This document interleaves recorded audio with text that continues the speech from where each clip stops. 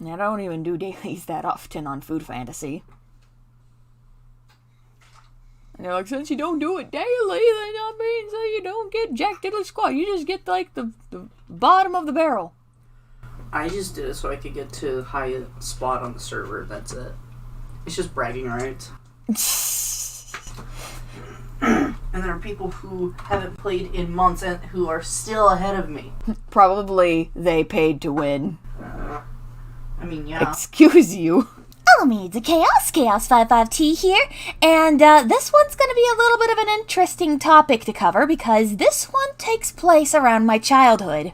You have seen me mention about this character in one of my videos. It was about the whole Nightmare in an Interactive Museum story. If you have not watched it, I recommend that you do. Today, I want to retell you when I made this set of characters and what was the plot. When I was 3 to 4 years old, I was the quiet, shy kid who always played with my toys alone, and always escaped into the world of my imagination. I would jump off couches with opened umbrellas, I would make lots of sofas and table fortresses. I even played with my father's instruments. I may have even destroyed some of his special drumsticks, and may have punctured holes into his old drum sets and blamed it on my younger sister, but that's besides the point.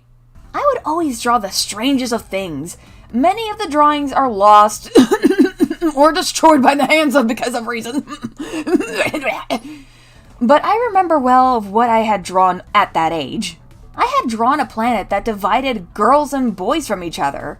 All of these kids were given immortality and held cruel and unusual punishments for the wrong gender crossing the divided borders. I called it Kids World. Also, I made some strange-ass jingle for that I remember by heart. Girls are better than boys, da-da-da-da. Cats are better than dogs, candy's better than fruit. That was literally it. I wasn't able to finish the lyrics because that was all I could think of. I had strange hyperfixations with drawing Homer Simpson and a stripeless Garfield. Yes, I saw drawing stripes on Garfield as too tedious. Get off my toddler back. There was this one page-to-page comic I did where Zatch Bell saved me from my bully of a half-brother at Station Square. One particular scene I drew was my brother forcing me to smell his stinky farts. I then threw up on that page and had to change it to burps. I might still have this one where my old concept of an old Sonic OC was laying in bed with Shadow the Hedgehog. I never knew what that concept in the media was implying as a child. I just thought that having a sleepover with someone you really like gave them more confidence to flex on the viewer. Then the one that we are here for, the most developed set of characters made by a young child that has a strange amount of originality. Dog in Glasses. So, the whole setup with how I went about making the main character, Dog in Glasses, or Diggs for short, is the smooth jazz comedian who always attended bars to jam out on his instruments and sing. He then met the woman of his dreams as part of the audience, who I couldn't think of a name for. They later got hitched and moved into a house in the shape of a large bone, which inconsistently turned into a normal house in some of my old artwork. Years went by, and they had litter after litter of puppies. 2 out of the bunch of the pups that took the spotlight in my drawings were Linda and Blake, the oldest pups from the bunch. Linda would always deal with his father's antics, and Blake was just emo. One I remember doing was when Linda was taking a shower, and her father replaced the shampoo with barbecue sauce. Linda didn't notice until she got out and changed into her clothes before all of her younger siblings, get this, dog piled on her! Ah! The dad was clearly laughing his butt head off from this situation that he put his daughter in. Another was when Mrs. Diggs took off her mask and went into a secret room that she monitors her husband when he is at work or at a bar. Her daughter makes this discovery that her mother is actually a cat, in which gives her an identity crisis and having nightmares that she would one day peel off her face to reveal that she was a cat all along. Then there was this one segment that was inspired by a dream I had when I was around 6 or 7. Blake was at a school basketball game with his family cheering him on at the bleachers. One kid knocks him down, causing him to rage so much that he turned into a worm dragon and flying off to avoid further conflict. I watched Spirited Away for the millionth time when this dream happened. This was later retconned by my tiny little itty bitty baby brain and just made Blake a football player and a bass guitar fanatic.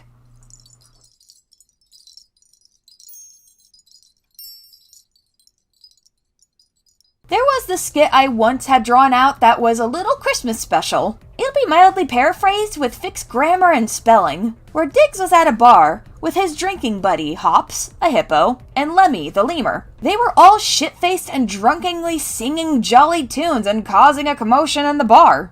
They were later thrown out by the owner, having them lay in the snow with their rears faced up, in a most comedic fashion. Diggs then returned home.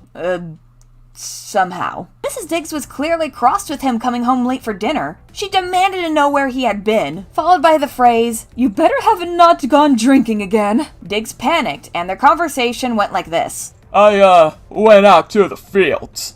Again? Look, you cannot take the corn out of corn dog. Then it cuts to him with a leash on and out in the snow while in front of a little doghouse going, Dang, I thought that would have worked this time.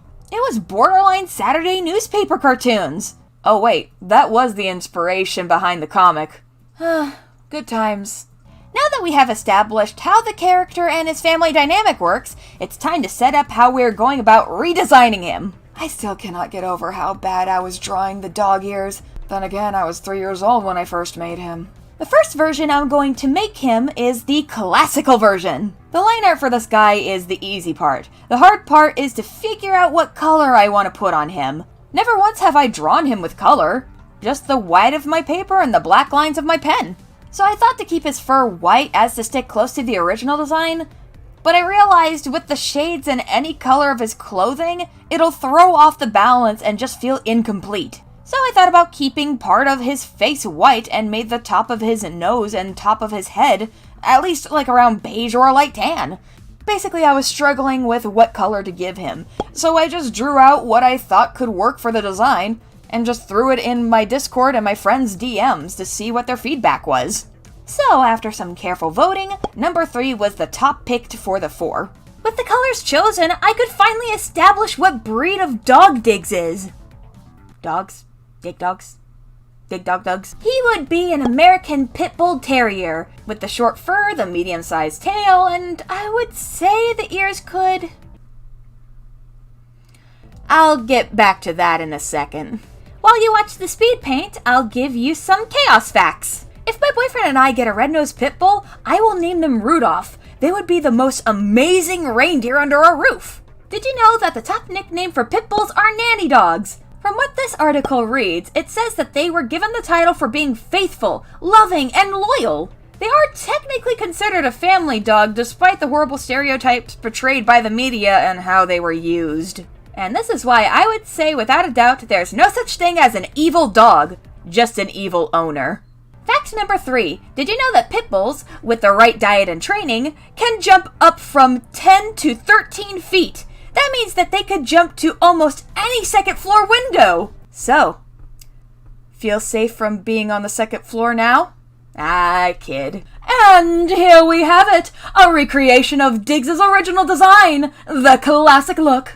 But that doesn't end here. I will also make his redesign as well. In his redesign, I went for the more realistic yet anthropomorphic dog. One that would obviously show the breed of pit bull that he is. And look at that! I replaced the butt ears with cute little pointy ears. Please be aware, pit bulls can also come in cute floppy ears. Please do not crop them or else you are utter scum. There is no medical reasons to remove them. So now that the ears are modified, time to work on the rest of the body. I want to stray from the regular build of the classic look.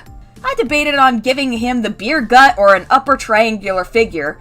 But since he's a father and a married man and possibly an alcoholic, I'd be shocked not to go for a bit of both to create the supreme dad bod! And we cannot forget the most important part, the shades. Instead of circles like Dr. Robotnik, I made sure that these were just some common casual shades.